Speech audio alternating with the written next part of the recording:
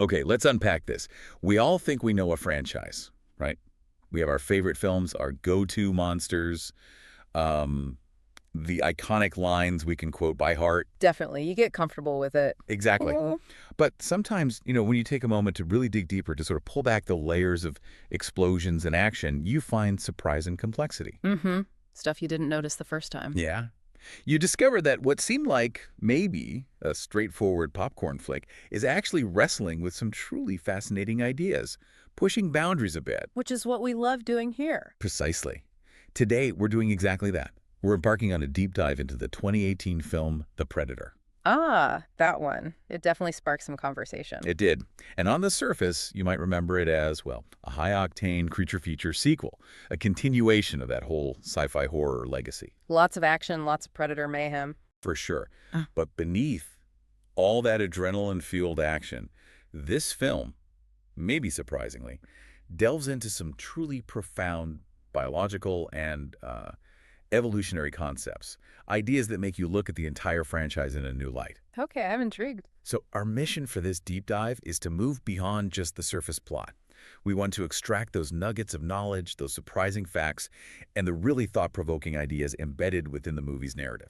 And we're working from a pretty detailed story summary, right? Exactly. We've got an elaborate summary to guide us. Yeah. We're particularly focused on the unexpected twists related to, like, genetic evolution and the very definition of human potential. Heavy stuff for a Predator movie. It is. Get ready to have your perceptions, maybe of both the Predator and ourselves, fundamentally challenged. All right, let's do it. Where does it kick off? Well, the film wastes absolutely no time throwing us into the chaos. From the opening moments, we're plunged into space, deep space. Right. And we see two alien ships locked in this violent, pretty desperate dogfight. It's intense from the get-go, not just a casual flyby. No, not at all. It feels like a full-blown interstellar confrontation. You get hints of this much larger, unseen conflict happening out there. Which is classic franchise expansion, I suppose, broadening the universe. Totally. And this aerial ballet of destruction culminates in one of these ships piloted by, you guessed it, a predator making this uncontrolled jump through a wormhole. A last-ditch escape. Looks like it. Trying to escape whatever was chasing it. And its destination, our very own Earth. Of course. Where else? Naturally. It crash lands amidst a covert military operation down in Mexico, shattering the quiet night with this, fiery descent. And that's our introduction to the human element. Exactly. That's where we first meet Army Ranger Quinn McKenna. He's deep on a mission with his team, very hush-hush, when this literal alien debris just falls out of the sky, lands right in his operational zone. Talk about bad timing. Or good timing, depending on your perspective. Right. Now, McKenna isn't one to just stand there and gape. He's portrayed as very quick-thinking, resourceful. Instincts kick in immediately. Soldier first. Definitely. He investigates the smoking crater. And what he finds isn't just wreckage. It's incredibly advanced alien tech. The good stuff. Oh, yeah. A complex helmet, a pretty formidable wrist gauntlet, and this strange sort of enigmatic orb-like device. Standard Predator kit, but maybe more advanced? Possibly. Glad. He recognizes the sheer implications of this stuff. And before any government agents can swoop in and confiscate everything, which he knows they will. Black suits and sunglasses time. Pretty much. He has the presence of mind to scoop up these objects. And he ships them off to his P.O. box back in the U.S. Smart move. Trying to keep it off the books. Evidence, maybe? Insurance? Could be. Hoping to keep him hidden, maybe as a secret weapon or just a safeguard against whatever comes next. But things rarely go according to plan in these movies. Never. And here's where fate, or maybe just a monumental clerical error steps in. Yeah. It really alters the course of events. That package, brimming with galaxy-altering tech, it doesn't end up in his P.O. box. It gets accidentally delivered to his home address. Oh, that's not good. Not good at all. And who opens it? His son, Rory. Oh, the kid, right. This accidental delivery is the first domino. It sets up this chain of events that puts humanity on a collision course with a new, terrifying threat. Rory, completely unaware of the immense dangers inside. How could he be? Exactly. He unknowingly activates the alien technology. And that, right there, is our launch pad into the true, fascinating core of this film's most intriguing and, frankly, unexpected ideas. Now, this is where it truly gets captivating, because Rory McKenna, as portrayed in the film, isn't just, a side character. He becomes this unwitting yet totally pivotal catalyst for the entire escalating conflict. Right, the son, what's his deal again? He's on the autism spectrum. He's neurodivergent. But the film doesn't present this as like a limitation or a challenge in the way you might typically expect. Quite the opposite, actually. Okay, how so? It highlights his extraordinary intellect, his unique way of perceiving and processing information. It basically becomes his superpower. Interesting. So it's not just a character trait, it's functional within the plot. Very functional. We see him interacting with this incredibly advanced, utterly alien technology, Yeah. not with confusion or fear, but, and the film literally says this, like it's a video game. Wow, so he just gets it intuitively. Exactly. He's deciphering its complex interfaces, manipulating its functions with this intuitive understanding that, would baffle the most brilliant scientists. Which of course leads to trouble. Of course. In doing so, he unknowingly sets off this chain of events. He sends a signal, basically. And that signal doesn't just put him in danger, it puts potentially all of humanity in grave peril.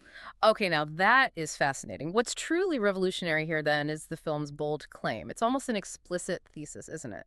That autism isn't simply a neurodevelopmental condition, a deviation from some perceived norm, Right. but rather a form of evolutionary advancement. That's huge. It is. Think about the profound implications of that. A mainstream action movie, a big-budget blockbuster known for explosions and creature kills, actually proposing such a provocative idea. It really challenges how we usually think about these things. Completely. It fundamentally challenges our conventional understanding of what constitutes normal or advanced human cognition. For generations, society has often viewed neurodivergence through, let's be honest, a lens of deficit or challenge. Yeah, sadly. This film, however, directly pushes back on that. It's urging the audience to consider that what we perceive as differences in brain structure or processing, well, maybe they aren't deficits at all. Maybe there's something else entirely. Exactly. They could be distinct, highly specialized evolutionary pathways, perhaps even the next step in human cognitive development. It's a really bold proposition. So when we think about human potential, human adaptation, Mm-hmm. this throws a real spanner in the works. It does. If different brain structures process information in unique ways, maybe enabling enhanced pattern recognition or hyperfocus or seeing connections others miss, could some of these variations actually be the keys to unlocking future stages of human development? The film seems to argue yes. It positions Rory's unique intellectual engagement with the tech specifically, accidentally sending that signal into deep space that attracts the other predators, the more dangerous ones, Oh, as the direct catalyst for the escalating plot. His mind isn't just a character quirk or a convenient plot device, it is literally central to the looming danger. making his neurodivergence not just crucial, but maybe significant on an evolutionary scale Yeah. within the movie's world. Precisely. Within the film's speculative framework, it's a harbinger of humanity's potential future. It makes you wonder, doesn't it? If we were to truly embrace the idea that diverse ways of thinking represent distinct evolutionary pathways, how might that change our approach to, say, education, innovation, even how we understand our own species' potential in this massive universe? It's a really profound thought to embed in what looks like a straightforward sci-fi action flick. Yet it resonates. It stays with you long after the explosions fade. Okay, so while Rory is unknowingly playing with galactic fire, triggering signals with this alien tech, Mm-hmm. the government is scrambling, right? Trying to contain the initial fallout from the Predator crash. Standard procedure. Cover-up time. Pretty much. Yeah. This is where we're introduced to Stargazer. It's this shadowy, kind of opaque government organization. Sounds about right. Always a shadowy group. And it's led by this guy, Traeger, who is just dripping with that shady and arrogant vibe. You know the type. Oh, I know the type. Thinks he knows everything, controls everything. Exactly. Their mission, secure and study the alien threat. They actually managed to capture the injured Predator from the crash site. The first one, the one that crashed. Yeah. They transported to a secret lab for intense scrutiny. And this is also where biologist Casey Brackett comes into the picture. The scientist. Always need a scientist. Right. She's portrayed as a brilliant mind, recruited specifically to analyze this creature. Hmm. And what she discovers, well, it's nothing short of groundbreaking. Okay, lay it on me. It's a revelation that basically turns our entire understanding of the predator species completely on its head. This is a truly pivotal moment in the film, and what becomes profoundly significant here is Casey Brackett's crucial discovery. the predator's DNA. It contains unmistakable human genetic material. Whoa. Okay. Human DNA in a predator. Yes. Now, just pause on that for a moment. This isn't some subtle hint or, an ambiguous finding. It's direct, undeniable. It implies genetic hybridization. So it's part human, this thing. Partially made of us. The immediate implication of this is absolutely staggering. It completely reshapes our understanding of the predator species. How so? I mean, beyond the obvious shock. Well, it transforms them from just intergalactic hunters who randomly stumble upon Earth into something far more intimately and perhaps chillingly linked to us at a genetic level. It is creepy. Okay. And it opens up a lot of questions. A Pandora's box of questions, really. Is this a natural occurrence? Some rare cosmic coincidence in the vast tapestry of life? Or, and this is the far more terrifying prospect, is it the result of deliberate, systematic experimentation? Oh, man. Like they've been doing this on purpose. If we connect this to the broader picture, this discovery opens up a whole new realm of speculation about the predator's long-term objectives, their relationship with humanity. Like what? Are humans being farmed for genetic material? Are we viewed as a living biological resource? That's a horrifying thought. Or is this part of some calculated long-term evolutionary project conducted by the predators themselves, perhaps to enhance their own species, introduce desirable traits, or even create specialized hybridized variants for specific purposes? Wow, okay. The shock and significance of finding human genetic material within what we've always known as an apex alien predator. It cannot be overstated. It transforms the predators from simple hunters driven by the thrill of the chase Into something else. into something far more complex and potentially sinister. Master genetic manipulators with a deeply vested, very personal interest in our species. It suggests a history between us we never knew about. A history and perhaps a terrifying future that is far more intertwined and deliberate than previously imagined, with implications that ripple through their motivations, their technology, their actions across the galaxy. It's no longer just about survival of the fittest, it's about the very definition of genetic identity and who controls it. Yeah, oh, my head's spinning a bit now. Human DNA. Wow. That's a major twist. And as if discovering a genetically hybridized alien wasn't enough to shake the foundations of Stargazer, the situation predictably goes sideways fast. Things tend to escape in these labs, don't they? Almost always. While Casey is diligently studying this groundbreaking specimen, the injured predator, presumed incapacitated, wakes up. Uh-oh. And not slowly, not peacefully, but with this sudden explosive burst of violence right in the middle of the experiment. Chaos ensues. Total chaos. It tears through its restraints, shatters the reinforced lab, and just goes on this brutal, calculated killing spree through the entire facility. Even injured. Even injured. It demonstrates this astonishing level of strength, cunning, and tactical awareness. It's a stark, bloody reminder that no matter how much we learn about them, how many layers we peel back. They're still predators. Exactly. They are still, first and foremost, incredibly dangerous, hyper-adaptive predators, capable of turning any environment into their hunting ground.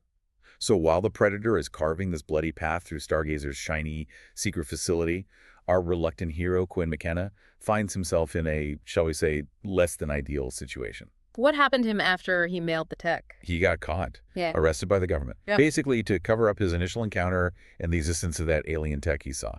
Standard procedure, right? Silence the witness. Makes sense. Can't have rangers talking about crashed alien ships. Exactly. And to make matters worse, or perhaps for the plot's sake, much, much better, he's placed on a military bus. Okay. With who? With a group of characters the film charmingly refers to as the Loonies. The Loonies. Serious. Seriously. It's a collection of mentally unstable ex-soldiers, each with their own unique struggles, quirks, and deeply personal traumas. Ah, the classic band of misfits trope. Love it. Who's in the crew? Okay. You've got Nebraska. He's a former Marine Scout sniper, haunted by past mistakes, but possessing this undeniable, almost reckless fearlessness when things get tough. The stoic leader type, maybe? Sorta.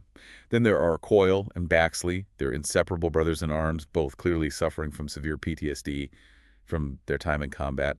But they have this unbreakable bond that seems to transcend their psychological wounds. The traumatized duo. Okay. Then there's Nettles. He's described as an eccentric pilot, brings a chaotic, often humorous energy with his tics and observations, yet apparently he's supremely skilled when it comes to flying anything. The wild card pilot. Got it. And finally, Lynch, another captured soldier, maybe a bit more low-key, but he rounds out this motley, highly unconventional crew. So, quite the collection. How do they even function together? That's what's truly fascinating. How this eclectic mix of characters, each grappling with their own psychological wounds, labeled as broken or unfit by society, manages to somehow coalesce. They become this surprisingly functional, albeit totally unconventional, team. Forced proximity and a common enemy. Pretty much. They are, in many ways, the unlikeliest of heroes. United not by military decorum or perfect mental health, but by shared adversity and just a desperate need to survive whatever is coming. It makes you think, doesn't it? Totally. Right. What does it truly say about heroism when it doesn't come from the pristine, perfectly adjusted, textbook individuals we usually see in these roles? But from those society might deem flawed or broken. Exactly. This film powerfully suggests that true courage and capability can be found in the most unexpected places, within individuals who have faced immense personal battles, lived through unimaginable trauma. And yet still find the strength. The resilience, the sheer will to fight for others. Their perceived weaknesses, in a weird way, become unexpected strengths. Their quirks, their battle scars, their very instability, ironically makes them adaptable, resourceful, and fiercely loyal when the chips are down. It's a testament to the human spirit, maybe. I think so. A reminder that resilience often blooms in the cracks of trauma, and that heroism wears many faces, some of them deeply scarred. They're not perfect soldiers, but they might be exactly what's needed. So, given all this, the hybrid DNA, Rory's unique mind, the band of Loonies, what does this all mean for the bigger picture? The predator species, the threat they pose, because here's the central twist. The real game changer. Okay, I'm ready. It completely redefines the predator threat we thought we understood. That first escape threat, the one that crashed, the one that Casey Brackett studied, the one that rampaged through the lab. Yeah, the one with human DNA. That one. He isn't just a random hunter. It's revealed that he's actually a rogue or a defector from his own kind. A defector, a predator defector. Yes, and what's truly astonishing is why he came here. He brought advanced technology to Earth with the explicit, mind-blowing intention to help humanity. Wait, what? Help humanity, a predator. That changes everything. Right. It fundamentally shifts the entire narrative. Okay, wow. This revelation raises an absolutely crucial question. It forces us to reevaluate everything we thought we knew. Why? Why would a predator from a species previously understood solely as apex hunters, driven by the thrill of the chase, collecting trophies? Yeah, why betray its own kind to help us? This act of defection implies a far more complex internal dynamic within their society than we've ever been shown before. It suggests their species might not be, monolithic, not a single entity with a singular purpose driven by this uniform hunting code. So, like, predator politics, factions? Could be. Maybe there's dissent, a faction that views humanity differently, perhaps not as mere prey, but as, I don't know, a nascent, promising species worth preserving. Or even a potential, albeit primitive, ally against some other greater threat. Or maybe he was just a one-off, a real outlier. That's possible, too. Simply a highly unusual rogue agent, an individual with uniquely divergent objectives that conflict with the overarching goals of its brethren. The film doesn't fully spell it out, which leaves us to speculate on the internal politics of an alien empire. And the tech he brought. The gift for humanity. The technology this rogue predator brought hinted at as being incredibly advanced. It was clearly intended to level the playing field, to give humanity a fighting chance against future threats, presumably from its own species. If we'd actually gotten it. Exactly. Had that technology been successfully delivered and integrated by humanity, it would have fundamentally changed the power dynamic. It shifts the narrative from just a simple survival story To something else. Humanity gets an upgrade. potentially an unprecedented leap forward, armed with alien knowledge and defenses. This implies a deeper, perhaps ideological conflict within the predator species itself, making the threat far more nuanced than just hunt or be hunted. It adds layers. Complexity. It does. This rogue predator's actions hint at a universe where even the most fearsome alien species might have internal politics, ethical dilemmas, individuals who choose paths radically different from their cultural norms. It paints a picture of intergalactic life that's far from uniform, even within a single species, makes the universe feel both larger and maybe more morally complex. Okay, so a rogue predator tried to help us. Yeah, But obviously, that didn't go smoothly. not even close. And as if one alien hunter, even a rogue one, trying to be helpful, wasn't enough to contend with, just as we're wrapping our heads around that idea. The true, ultimate threat, makes its dramatic, terrifying entrance. The upgrade. You could say that. This is the arrival of the second predator, far larger, far more intimidating, and explicitly labeled the mega predator. Mega predator. Doesn't sound friendly. Not friendly at all. This creature isn't just big, it's described as an astonishing 11 feet tall 11 feet. That's enormous. and spliced with the DNA of multiple species, including humans. There it is again. The splicing. The hybridization. Yeah. But on a bigger scale. Much bigger. Its arrival is a statement of dominance. It immediately and quite brutally dispatches the smaller, rogue predator, makes it terrifyingly clear that it is the ultimate dominant force. Taking out the competition. Or the traitor. Exactly. And then it immediately sets its sights on Rory. On the boy. Why? That's the crucial part. When we connect this to the bigger picture, the mega predator's motive is truly chilling and deeply significant. Okay. It believes Rory's mind is the next step in evolutionary perfection. Wow. Okay. So it's not just hunting him for sport. No, this isn't a hunter seeking a trophy, it's an evolutionary hunter. It perceives Rory's unique intellect, his neurodivergence, not as a weakness to exploit, but as a critical, perhaps dangerous evolutionary leap. Something it needs to control. Or maybe absorb. Yeah. Integrate into its own genetic lineage. It sees Rory's potential as something it needs to either capture, co-opt, or destroy to maintain its own species dominance. This is a struggle not just for survival, but for the future of galactic evolution itself. That ties back into the whole autism as advancement idea. The mega predator sees it too. Exactly. And the fact that this creature is spliced with the DNA of multiple species, including humans, powerfully reinforces that overarching theme. Genetic hybridization. The predators actively, almost predatorily, manipulating other species' evolution. This mega predator is like the ultimate expression of that. A living embodiment of that concept. Yeah. A testament to their advanced bioengineering capabilities and their relentless pursuit of genetic improvement, however they define it. Which raises another question. Is this mega predator natural or manufactured? Right. Is it a twisted culmination of the predator's own evolutionary process? Yeah. A natural result of their aggressive genetic program? Or is it a manufactured weapon? A bioengineered super soldier specifically designed for a purpose, like harvesting genetic resources or eradicating perceived evolutionary threats across the galaxy. By the way, it redefines the threat way beyond simple hunting. Totally. It's not just about survival anymore. It's about this cosmic struggle for genetic superiority. And humanity, particularly our unique intellectual potential, as exemplified by Rory, is either a prized genetic resource to be exploited. Or a direct competitor to be eliminated. Yeah, it posits this universe where evolution isn't just passive. It's an active, aggressive, highly manipulative endeavor carried out by advanced species like the predators, leaving us to ponder where humanity truly fits into this brutal cosmic hierarchy. So, with the mega predator now laser-focused on Rory, believing his unique mind is the key to evolutionary perfection, making him either a prize or a threat, the stage is set for a truly bloody and desperate showdown. McKenna, the Loonies, Casey Brackett, they have to protect him. They know they have to protect Rory at all costs. Yeah. He represents not just a child, but potentially, according to this threat, a future for humanity. Yeah. The hunt takes them into this dense forest. Classic predator territory. Exactly. And the mega predator unleashes not just its brute strength, but this terrifying array of advanced traps, futuristic tech, turning the natural environment into a deadly, inescapable gauntlet. So how do the Loonies handle this? This is where they really shine. This band of perceived misfits, these broken soldiers, they truly step up in ways no one expected. They fight back. They fight back hard. One by one, they exemplify extraordinary heroism, selflessness. They're not just running scared. They're using their unique, often trauma-honed skills, their unexpected camaraderie to protect Rory.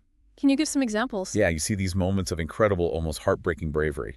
Nebraska, despite his inner demons, he's leading charges against these overwhelming odds, screaming defiance, laying down cover fire. Using his sniper skills, maybe? Probably. And Coyle and Baxley, their combat instincts sharpened by years of war, their bond unbreakable.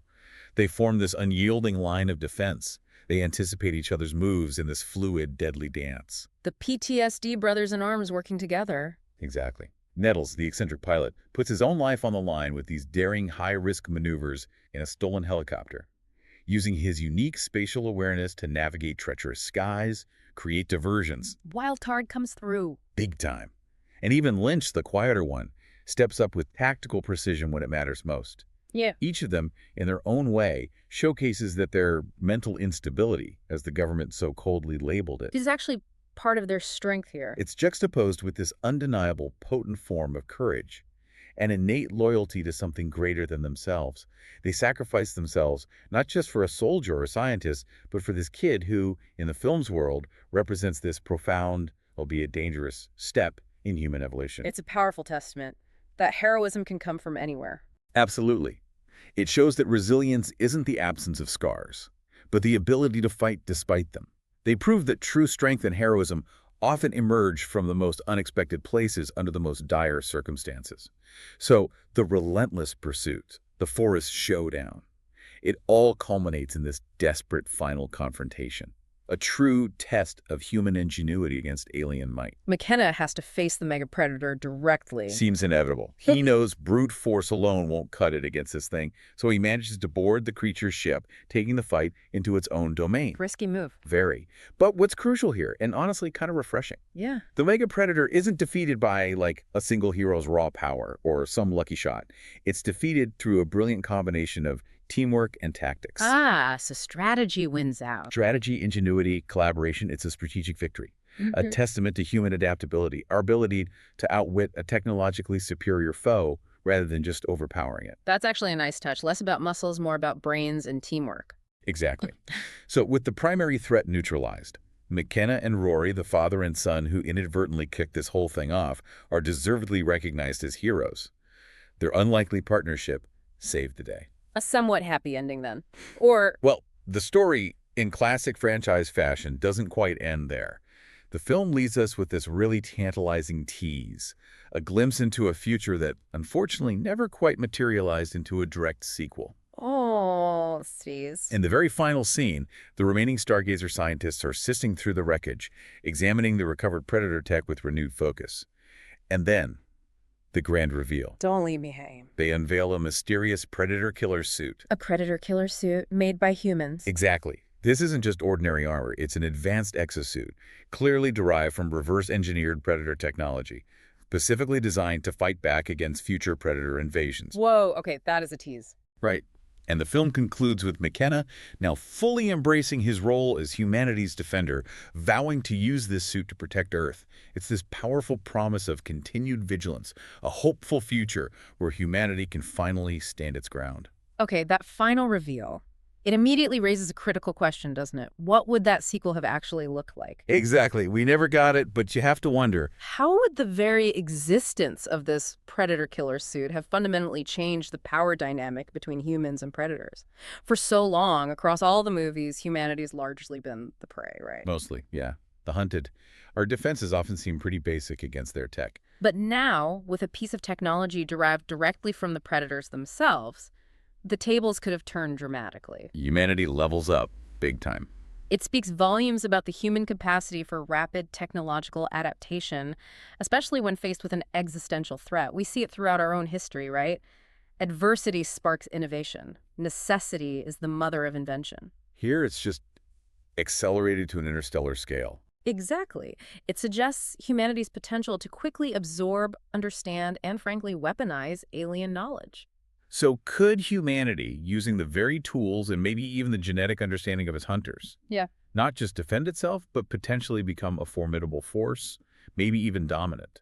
It's a compelling thought. This concept powerfully connects to the idea of humanity as the ultimate adaptable species.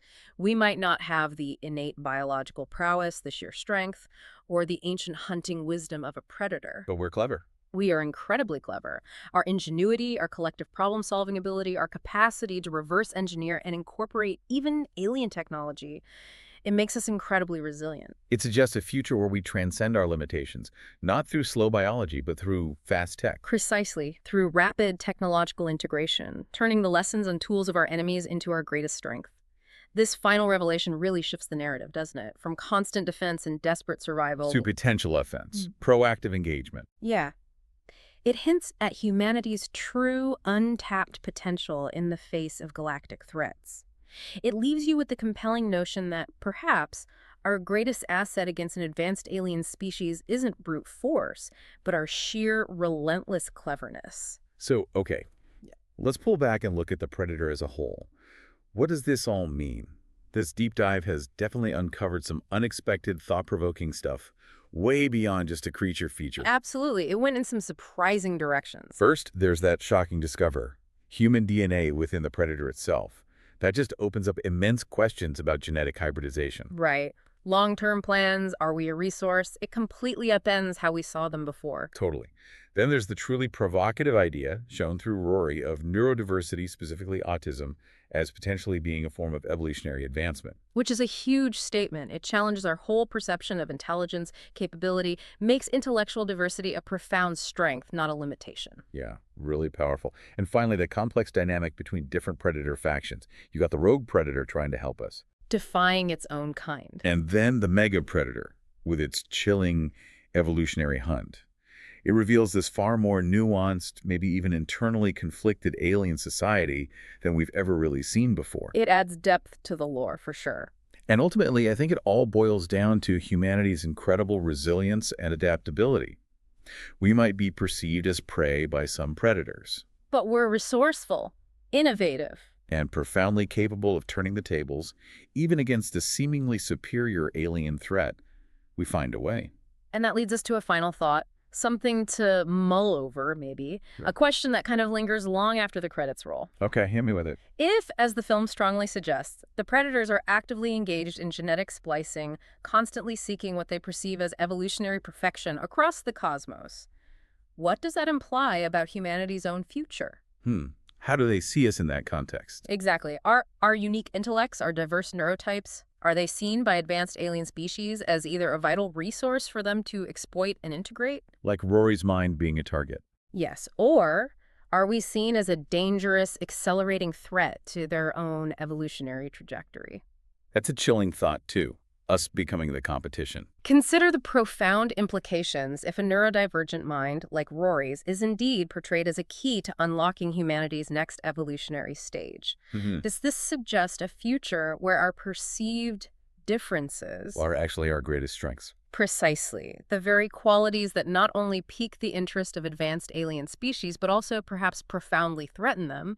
This film, beneath all the action and the blood, it Yeah. really raises an important, almost philosophical question for us to ponder.